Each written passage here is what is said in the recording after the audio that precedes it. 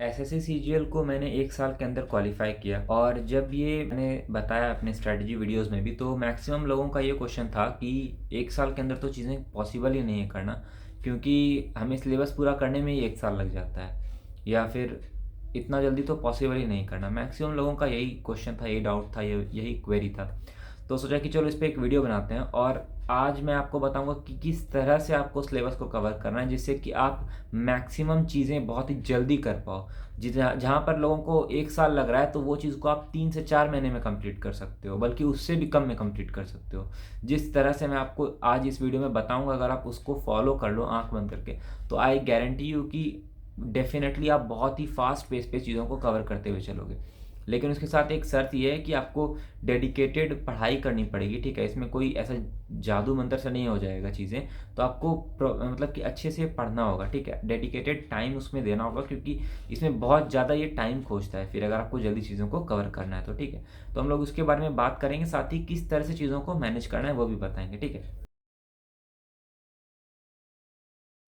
तो सपोज़ कीजिए कि 2 स्टूडेंट हैं, ठीक है? कोई एक स्टूडेंट ए, स्टूडेंट बी, ठीक है?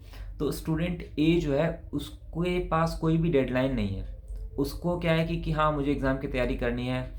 उसका माइंडसेट ये है कि आराम से करेंगे, ठीक है? और वहीं एक स्टूडेंट बी है जिसके पास सेट टाइम लिमिट है। उसने एक चैप्टर के लिए इतना टाइम डिवोट कर रखा है। उसने प्रॉपर लिख रखा है कि इतना टाइम तक, इस डेट तक हमको ख़त्म करना है। तो क्या लगता है दोनों में से कौन ज़्यादा सिंसियर होगा, कौन ज़्यादा जल्दी चीज़ों को कवर करेगा? ऑब्वियसली स्टूडेंट बी, क्योंकि उसने लिमिट कर रखा है, अपनी चीज़ों पे एक लिमिट लगा के रखा है। तो जब आप कोई चीज़ पे लिमिट लगाते हो, तो आपको उस टाइम बाउंडेशन के अंदर उस चीज़ को ख़त्म करना होता है। तो यहाँ पर स्पीड आपकी काफ़ी इन्हांस हो जाती है, ठीक है? आप वहाँ पर टाइम वेस्ट नहीं कर सकते।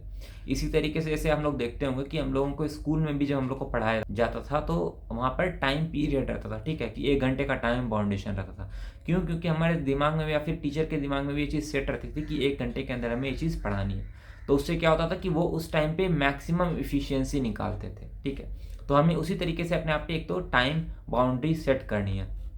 तो आपको जो है एक गोल रहना चाहिए, subject wise, topic wise, chapter wise, कि आपको इतने चीज़ों को इस टाइम ड्यूरेशन में कंप्लीट करना है। जैसे कि हम लिख के रखते थे कि हमको इतने वीडियोस जो है, इतने लेक्चर्स जो है ख़त्म करने हैं इतने डेट तक, ठीक है? और साथ साथ में जब आप कोई भी नोट्स बनाते हो, तो नोट्स का जो फ्रंट पेज है, उसमें भी इस तरह की जो है बाउंड्रीज लिखी रहनी चाहिए, या इस तरह का जो गोल है वो आपका लिखा हुआ रहना चाहिए। और जब आप उसको कंप्लीट करो, तो उसको आपको कट करते जाना। इससे क्या होता है कि वो चीज़ आपको सामने में दिखती है। जैसे ही मैंने मैथ्स का कॉपी उठाया, तो मुझे पूरा अपना डाटा दिख गया यहाँ पर, कि क्या बचा हुआ है, क्या करना है, कब तक करना है, ठीक है? तो कहीं पर भी आपको इधर उधर ज़्यादा जाने की ज़रूरत नहीं होगी, ठीक है? तो पहला ये कि हमें गोल्स को सेट करना है, टाइम को लिमिट करना है, ठीक है? अगर टाइम लिमिटेड नहीं रखेंगे ना, तो फिर बहुत ज़्यादा चीज़ें घिंच जाएंगी आगे, ठीक है? जिससे कि हमें जो प्रिपरेशन में जो टाइम लगता है ना, यहीं से लगता है, ठीक है? पहला चीज़ क्लियर हुआ।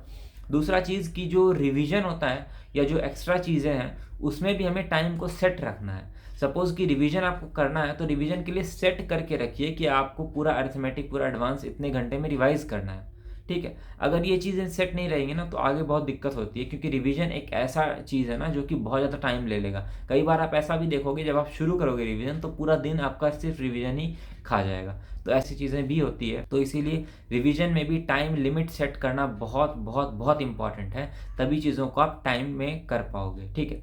जो अगला पॉइंट है वो ये है कि हमें रिकॉर्डेड फॉर्मेट वीडियोस को प्रेफर करना है। अब यहाँ पर 2 तरह के वीडियो आते हैं, मतलब एक्चुअली 3 आते हैं। पहला लाइव हुआ, कि लाइव क्लासेस चल रही हैं, वो उतना ज़्यादा इफेक्टिव नहीं होता अनलेस कि आप टीचर से कम्युनिकेट कर रहे हो। अगर आपको कम्युनिकेट करके पढ़ना अच्छा लगता है, तो फिर आपके लिए लाइव क्लास सही है। दूसरा, लाइव क्लास का रिकॉर्डेड वर्जन, तो ये सबसे बेकार फॉर्मेट होता है, तो इसको तो आपको नहीं लेना है। क्यों? क्योंकि आप इसको, इसमें लाइव क्लास का भी फ़ायदा नहीं मिल रहा और रिकॉर्डेड का भी फ़ायदा नहीं मिल रहा, क्योंकि रिकॉर्ड मतलब लाइव में जो भी बात टीचर करते हैं, तो वो भी इसमें आ जाता है, तो ये तो बहुत बेकार है। उसके बाद थर्ड आता है स्पेशली रिकॉर्डेड वीडियोस। इसमें क्या होता है कि टीचर स्पेशली रिकॉर्ड करके वो कंटेंट आपका डालते हैं, तो उसमें क्या होता है कि ज़्यादा इधर उधर की बातें नहीं होती, पूरा कंटेंट होता है, जितना भी आपका कंटेंट है सिर्फ वही रहता है पढ़ाई वाला।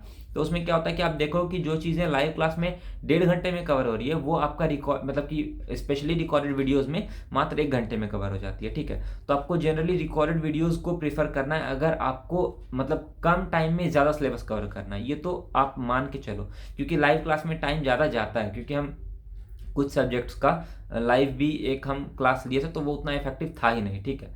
तो एक ये चीज़ है कि आपको प्री रिकॉर्डेड वीडियोस को ऑलवेज जो है प्रेफर करना है ओवर लाइव वीडियोस, अगर आपको जल्दी सिलेबस कवर करना है। जो अगला चीज़ है वो ये है कि आपको कॉन्शियसली अपने जो सबकॉन्शियस ब्रेन है उसको हमेशा सिग्नल देना है कि आपको इतनी चीज़ें इतने टाइम ड्यूरेशन में कवर करना है। वो आप कैसे करोगे? वो आप दीवार पर उस चीज़ को चिपका करके उसमें पूरा टाइम ड्यूरेशन नोट करके आप करोगे, ठीक है। आप जगह जगह पर उस चीज़ को स्टिक करके रख दो कि आपको इतनी चीज़ें करनी है, इतने टाइम ड्यूरेशन में करना है। उससे क्या होगा कि आपको जो है हमेशा वो चीज़ याद रहेगी कि हाँ, मुझे इतने टाइम पर ये चीज़ को कंप्लीट कर लेना है। तो एक ये भी तरीका है जिससे कि आप उस चीज़ को जल्दी कवर कर लोगे। अब जो ये चीज़ हम बोल रहे हैं तो ये सुनने में थोड़ा सा अटपटा लग सकता है कि ये सब चीज़ों से डायरेक्ट सिलेबस कैसे कवर होगा, आप कोई ऐसा मतलब कि कुछ दूसरा चीज़ बताओ ना। लेकिन यकीन मानिए कि ये कॉन्स्टेंटली अपने आप को अवेयर करवाना कि हमको जल्दी सिलेबस कंप्लीट करना है, ये जो है हमारे स्पीड को इन्हांस करता है, ठीक है। और जैसा मैंने बताया कि प्री रिकॉर्डेड वीडियोस ही आपको लेने हैं, तो वो भी एक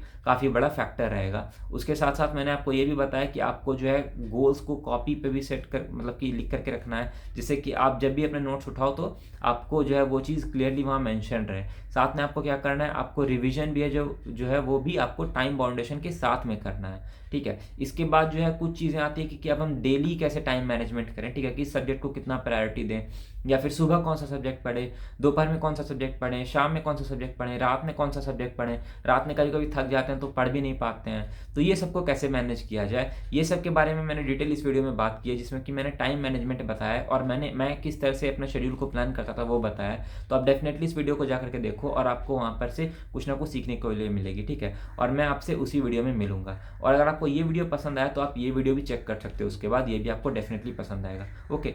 और अगर आप अभी तक इस चैनल पे जुड़े हुए हो तो चैनल को जरूर सब्सक्राइब कर लेना और वीडियो को लाइक कर देना, ठीक है। मैं आपसे मिलता हूँ इन्हीं दोनों वीडियोज़ में। Thanks for watching, bye.